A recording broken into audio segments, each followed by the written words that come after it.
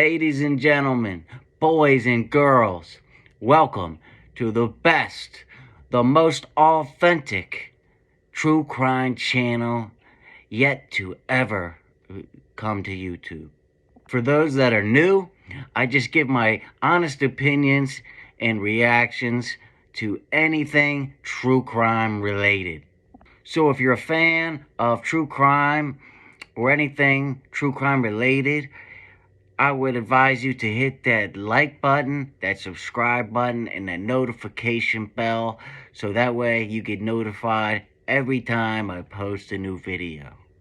Also, check out my Patreon page, patreon.com/realtruecrimeking.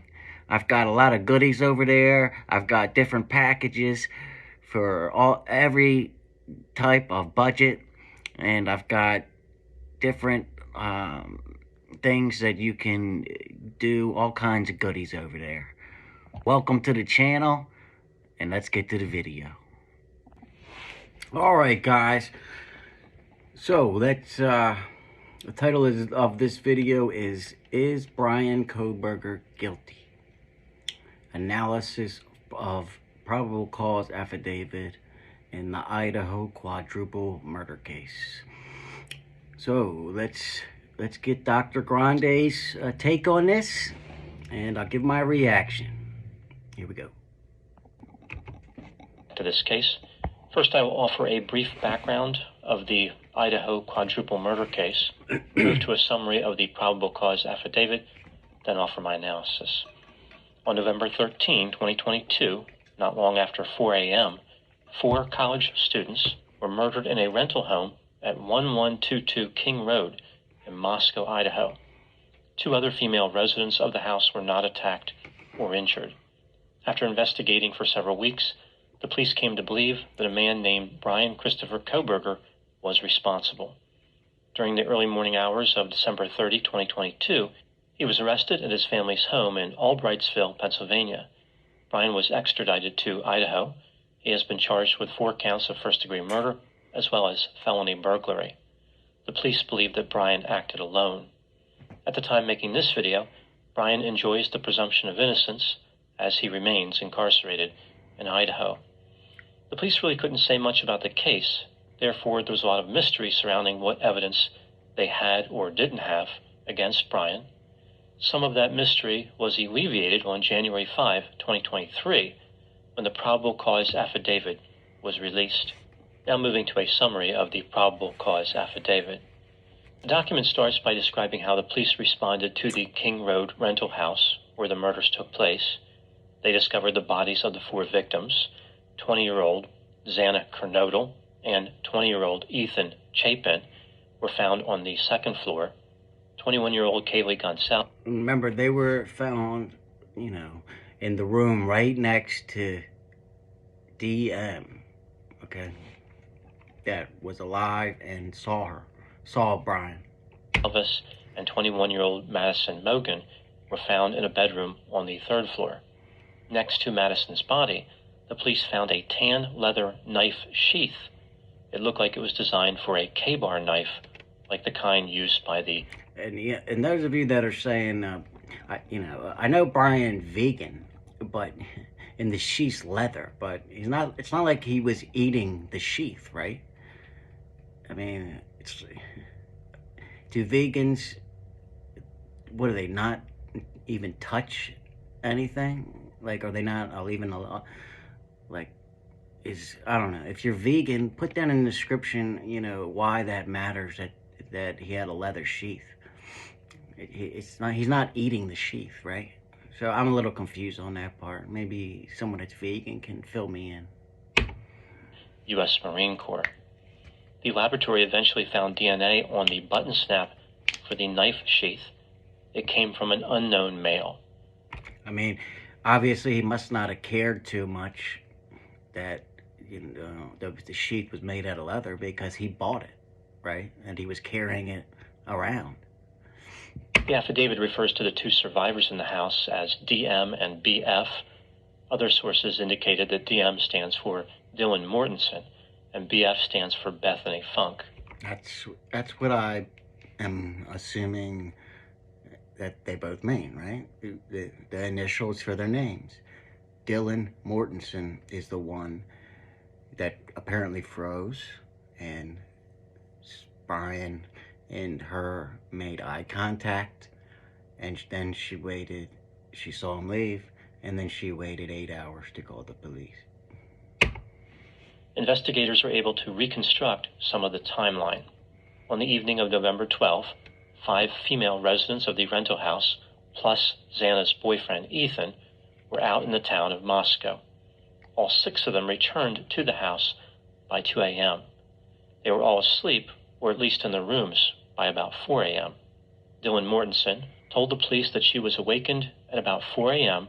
by what sounded like Kaylee playing with her dog. Remember, we now know that Xana was awake and on TikTok at 4:12, and Kaylee was awake and because Dylan heard her say there's somebody in the house around this time. In a 3rd floor bedroom. Not long after this, Dylan thought that she heard Kaylee say something like, "There's someone here." The police think it could have been Xana who said this because she was likely awake. She was on a social media... Well, that's the first time I've heard somebody say that. So now, they're saying it was probably Xana that said someone's in the house. But I don't know. And everybody's saying that it was Kaylee. So a little confusion on that part. Media platform at 4:12 a.m. and had received a DoorDash delivery at about 4 a.m. In response to hearing the sound, Dylan looked out of her bedroom door, but didn't see anything. She looked out for a second time when she thought she heard crying coming from Xana's room. At this point, Dylan heard a male voice say something like, "It's okay, I'm going to help you." One other thing. So I've got a lot of comments saying that the closest Jack in the Box, that's where most people believe that she ordered the DoorDash from, or actually all Jack in the Boxes in the area aren't open at 4 a.m. right? So there's also a lot of confusion on where she actually ordered the DoorDash from. I know there's a picture of a Jack in the Box with a half-empty drink, but we don't know if that is 100% where she ordered the DoorDash from. A security camera was mounted to another residence less than 50 feet from the west wall of Xana's bedroom. At 4:17 a.m., the camera captured voices or a whimper, followed by a loud thud. Also, there was a dog barking. So, that again means Dylan Mortensen had to have heard that thud because the camera mounted on the house next to it heard the thud, okay? And she's just a couple feet away in the next bedroom, awake. Dylan heard crying again and opened her door for a 3rd time. She saw a male that she did not recognize walking toward her. He was wearing black clothing and a mask. The man had bushy eyebrows. Dylan was frozen in shock. The man exited out of the sliding glass door. And, in my opinion, Dr. Grande's eyebrows are just as bushy, if not bushier, than Bryan Kohberger's. So, if you wouldn't describe Dr. Grande's eyebrows as bushy, then I don't know, then you wouldn't assume Kohberger's are bushy, right? If you watched my last video, you saw a guy that actually had bushy eyebrows, right? Yeah. Dylan locked herself in her bedroom. Just outside Dylan's door, the police found a latent shoe print which had a diamond-shaped pattern. This corroborated Dylan's story. The police searched the area surrounding the house looking for additional video. They identified a white Hyundai Elantra, which had been in the area. It did not have a front license plate. The vehicle passed the King Road rental house 3 times before the murders. At 4:04 a.m., the vehicle was captured entering the area for a 4th time. It was seen in front of the King Road residence. The driver completed a 3-point turn and drove east. At 4:20 a.m., the vehicle was captured driving quickly out of the area and was on a road that leads to Pullman, Washington. That's where Kohberger was residing, Pullman, Washington. And if he's so smart, why did he? He obviously knows there's cameras, right around his house, and he drove by it 4 times and pulled in the driveway.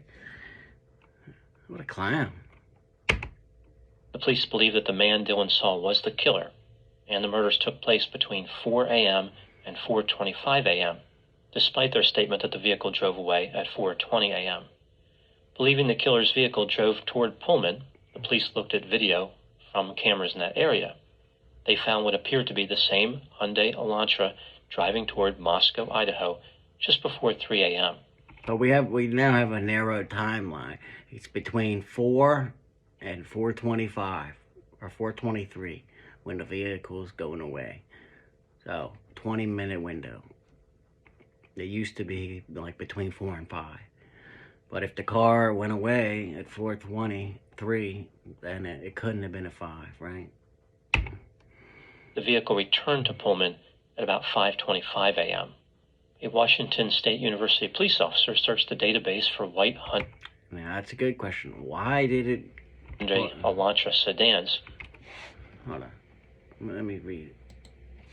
Officer searched the database for white just before 3 a.m. The vehicle returned to Pullman at about 5:25 a.m. Oh, it returned to Washington, not to King Road at 5:25. A Washington State University police officer searched the database for white Hyundai Elantra sedans and found one registered in the state of Pennsylvania to a man named Bryan Kohberger. He lived in an apartment in Pullman, 3/4 of a mile away from where the white Hyundai Elantra was captured. Now, the police were looking for the 22,000 that were in the immediate area, around, where the killings happened in Idaho. So there wouldn't have been a Hyundai Elantra popped up from Pennsylvania unless they specifically, knew about that, right? Captured on video. The vehicle was registered in Pennsylvania, a state that does not require a front license plate.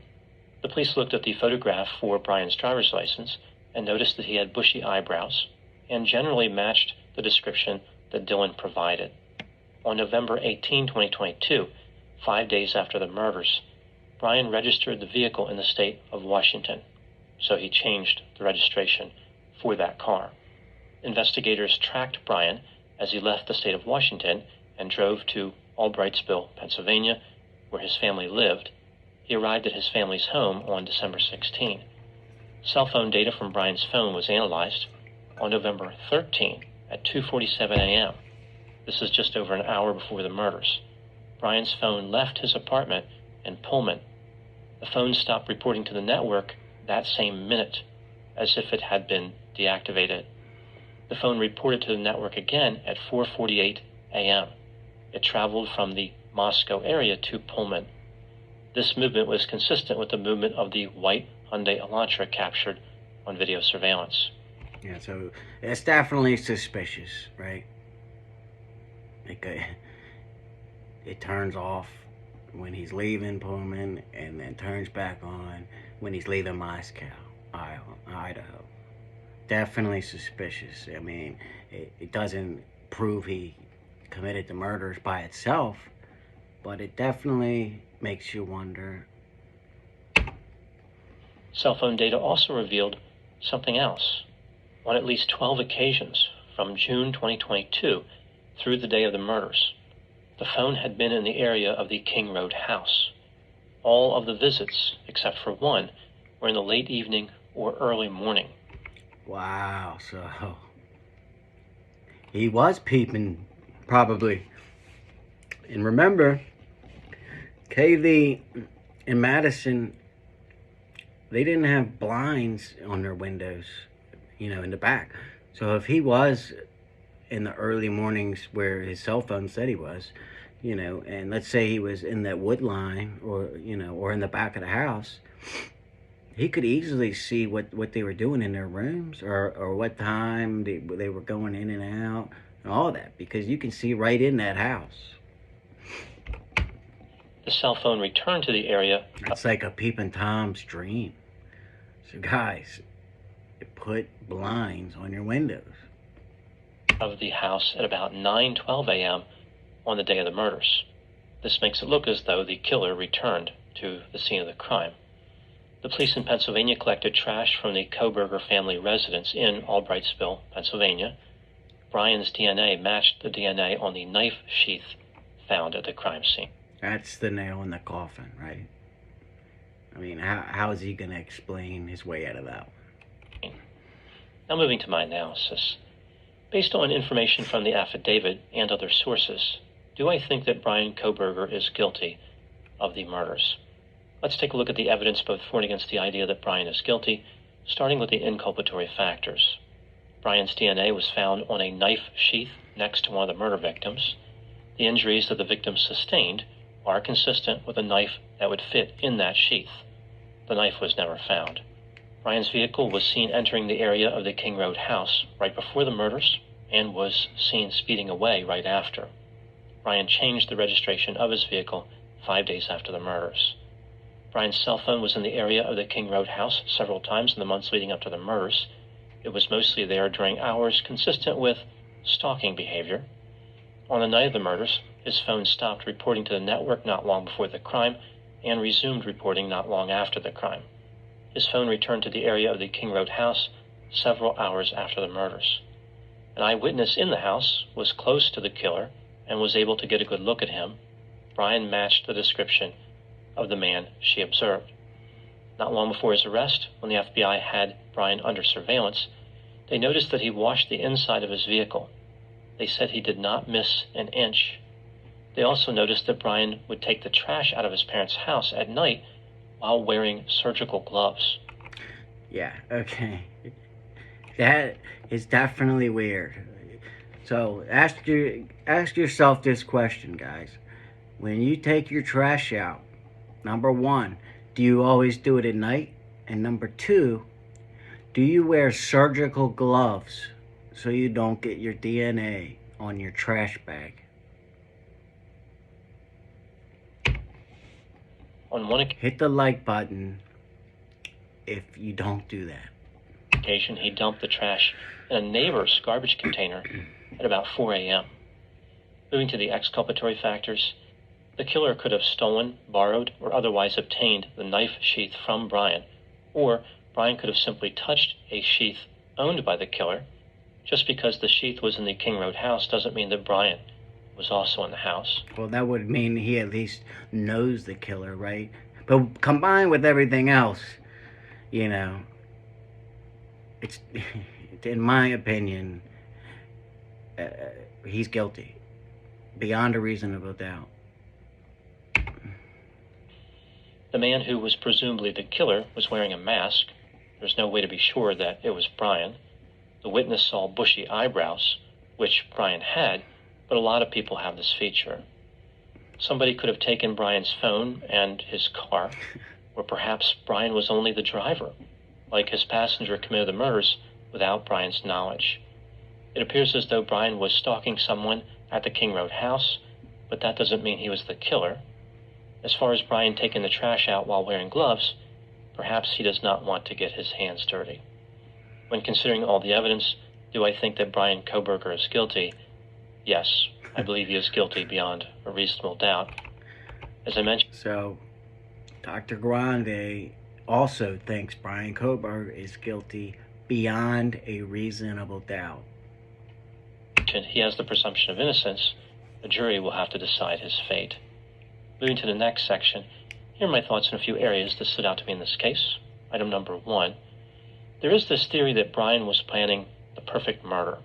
This is supported by him being a PhD criminology student who was described as exceptionally intelligent. I think the probable cause affidavit removes any doubt about this theory. If Bryan is the killer, his motive was based on obsession, revenge, and/or sexual domination, not because he was trying to plan the perfect murder. One amazing aspect of this case is that Bryan was seemingly so functional, yet capable of allegedly committing a crime like this. He stood out as socially awkward, bizarre, and strange, but nobody thought he was homicidal. He didn't have a great disguise, but he had a good disguise.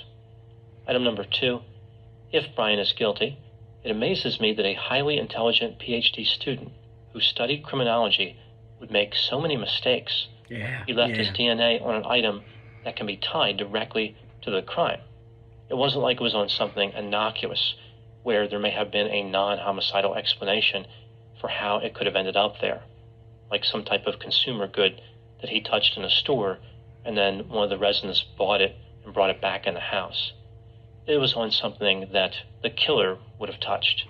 Yeah, I mean, it's not like it was a cigarette butt or, or, something like that could just easily be passed around. It's on a fucking knife sheath. The knife that was, consistent with the wounds that all the students had that were killed. Okay? Bryan left his phone on when he visited the King Road house multiple times in the months leading up to the murders. Stupid. He didn't realize how suspicious it looked that he turned his phone off during the murders. He used his own vehicle to drive to and from the residence of the victims, and he left a witness alive. Item number 3, one of the more confusing elements revealed in the affidavit is the encounter between Dylan and the killer.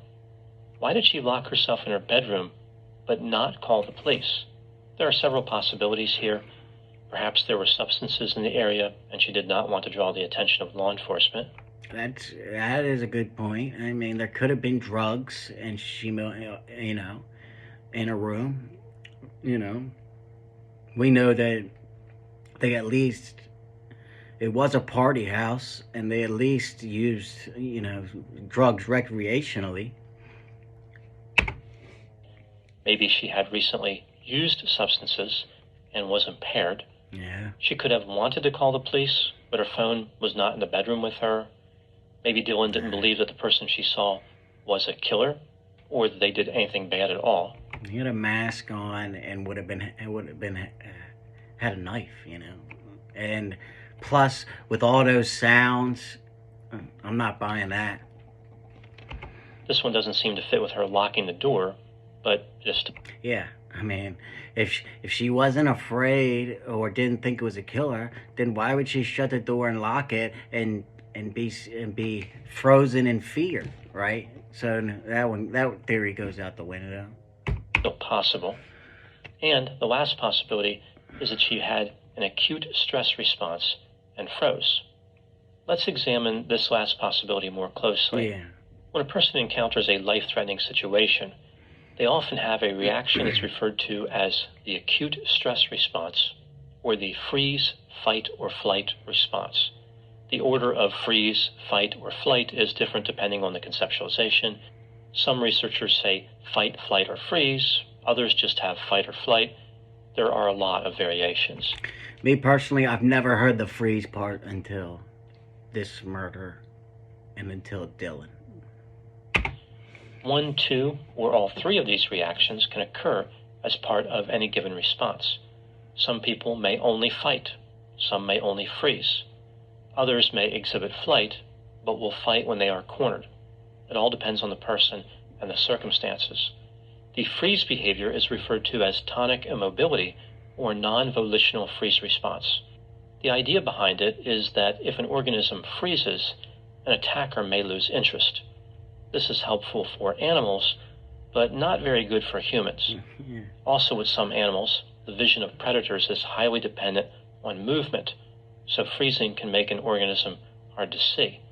Again, this is not really helpful in most confrontations involving humans.